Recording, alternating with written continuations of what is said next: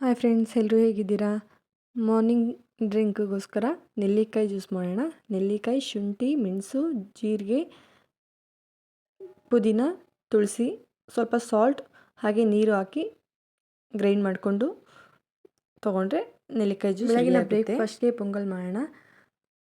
ಅದಕ್ಕೆ ಕಾಯಿ, ಮೆಣಸು, ಜೀರಿಗೆ, ಕರಿಬೇವು, ಶುಂಠಿ, ಹಸಿರು ಮೆಣಸಿನ್ಕಾಯಿ, ಕೊತ್ತಂಬರಿ ಇಷ್ಟನ್ನು ರುಬ್ಕೊಂಡು ಸ್ವಲ್ಪ ನೀರು ಹಾಕಿ ತರಿಯಾಗಿ ರುಬ್ಕೊಳ್ಳೋಣ. ಹಾಗೆ ಕುಕ್ಕರಿಗೆ ಹೆಸರು ಬೇಳೆ ಅಕ್ಕಿ ಸಮ ಪ್ರಮಾಣದಲ್ಲಿ ಹಾಕಿ ಸ್ವಲ್ಪ ನೀರು ಜಾಸ್ತಿ ಹಾಕಿ ಬೇಯಿಸ್ಕೊಳ್ಳೋಣ.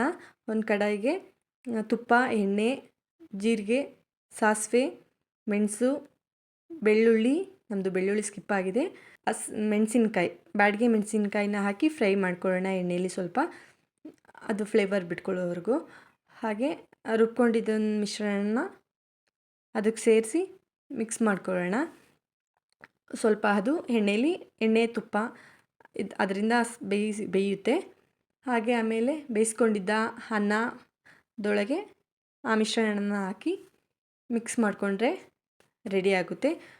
ಒಂದು ಹಾಫ್ ಆನ್ ಅವರಲ್ಲಿ ಬ್ರೇಕ್ಫಾಸ್ಟ್ ರೆಡಿ ಆಗಿಬಿಡುತ್ತೆ. ಮಕ್ಕಳಿಗೆ ಸ್ಕೂಲ್ಗೆ ಟೈಮ್ ಆಗಿದಾಗ, ಏನು ಮನೇಲಿ ತರಕಾರಿ ಇಲ್ಲದೆ ಇದ್ದಾಗ ಈ ಥರ ರೆಸಿಪಿನ ಈಸಿಯಾಗಿ ಮಾಡ್ಕೊಳ್ಬೋದು. ಹಾಗೆ ಇವತ್ತು ಊರಿಂದ ಅಪ್ಪ ಬಂದರು.